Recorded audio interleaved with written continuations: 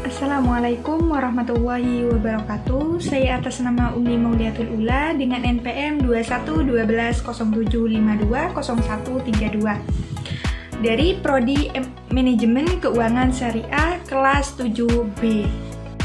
Oke, di sini saya akan mempresentasikan hasil peta konsep saya dengan judul Instrumen non-zakat sebagai sumber pengeluaran keuangan negara.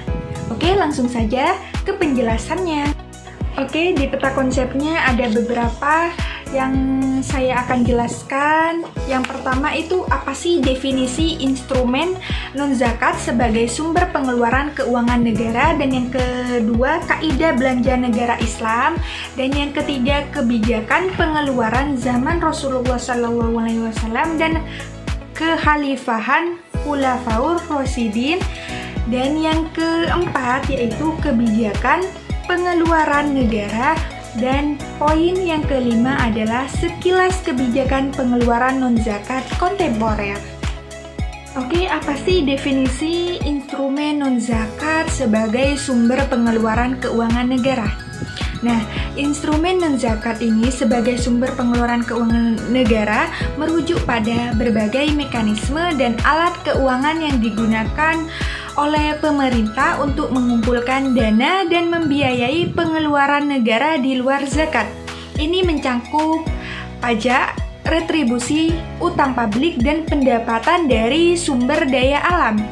Instrumen ini sangat penting dalam mendukung pembangunan infrastruktur, pelayanan publik, dan program sosial, serta menjaga stabilitas ekonomi. Dengan memanfaatkan instrumen non-zakat, pemerintah dapat meningkatkan kapasitas fiskal dan mengelola kebutuhan pembiayaan yang beragam, sehingga dapat menciptakan kesejahteraan masyarakat secara keseluruhan. Oke, selanjutnya kita akan membahas tentang kaidah belanja negara dalam perspektif Islam. Ini mencangkup prinsip-prinsip yang harus diikuti untuk memastikan pengelolaan dana publik yang adil, efisien, dan sesuai dengan syariah.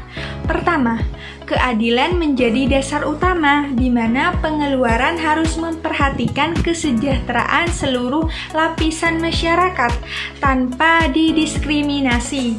Kedua, semua bentuk belanja harus mematuhi hukum Islam dan juga menghindari praktik-praktik yang diharamkan seperti riba ataupun korupsi.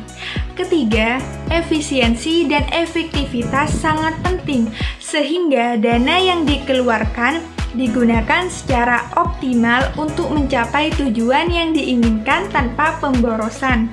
Selain itu, transparansi dan akuntabilitas dalam proses pengeluaran harus dijaga agar publik dapat mengawasi dan mencegah penyalahgunaan.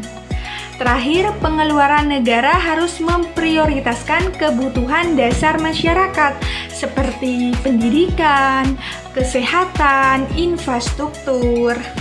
Oke, selanjutnya ada kebijakan pengeluaran pada zaman Rasulullah SAW dan kekhalifahan. Nah, ini mencerminkan prinsip-prinsip keadilan sosial, efisiensi, dan kepatuhan terhadap syariah, di mana di masa Rasulullah pengeluaran negara difokuskan pada kebutuhan masyarakat seperti infrastruktur, pendidikan, dan bantuan kepada kaum duafa.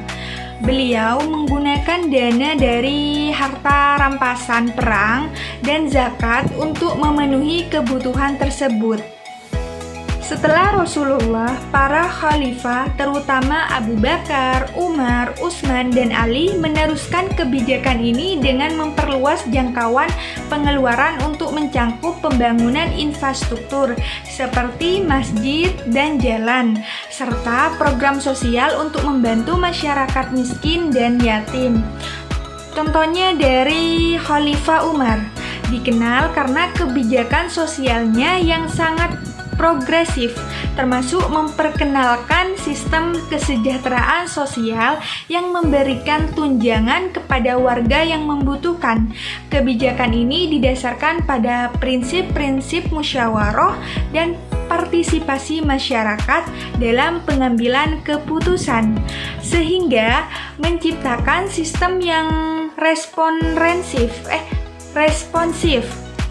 terhadap kebutuhan rakyat. Secara keseluruhan, kebijakan pengeluaran pada masa ini berfokus pada kesejahteraan umat, memprioritaskan keadilan, dan menjaga integritas penggunaan sumber daya publik. Selanjutnya di sini ada kebijakan pengeluaran negara. Nah, ini merujuk pada rencana dan tindakan pemerintah dalam mengalokasikan dana publik untuk memenuhi kebutuhan masyarakat dan mendukung pembangunan. Tujuannya adalah meningkatkan kesejahteraan masyarakat melalui layanan publik seperti pendidikan, kesehatan, dan infrastruktur, serta mengurangi kemiskinan. Nah, sumber pendanaan termasuk pajak, retribusi, dan utang publik dengan prioritas ditetapkan berdasarkan kebutuhan mendesak. Pengeluaran harus dilakukan secara efisien dan transparan dengan mekanisme pengawasan yang baik untuk memastikan akuntabilitas. Selain itu, partisipasi publik dalam proses perencanaan sangat penting agar pengeluaran dapat mencerminkan aspirasi masyarakat. Oke, penjelasan yang terakhir di sini ada kebijakan pengeluaran non-zakat kontemporer. Nah, ini menjelaskan atau merujuk pada pengelolaan dan penggunaan dana di luar zakat dalam konteks sosial dan ekonomi. Ini mencangkup berbagai inisiatif seperti yang pertama, program sosial. Nah, program sosial ini pendanaan untuk program kesejahteraan sosial, pendidikan, dan kesehatan yang bertujuan untuk meningkatkan kualitas hidup masyarakat.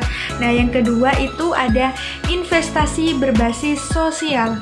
Nah, ini mengalokasikan dana untuk proyek yang memberikan dampak positif bagi masyarakat, seperti pembangunan infrastruktur dan pengembangan ekonomi lokal. Yang ketiga itu ada filantropi. Nah, filantropi itu donasi dari individu atau organisasi untuk mendukung kegiatan amal dan mengatasi isu-isu sosial.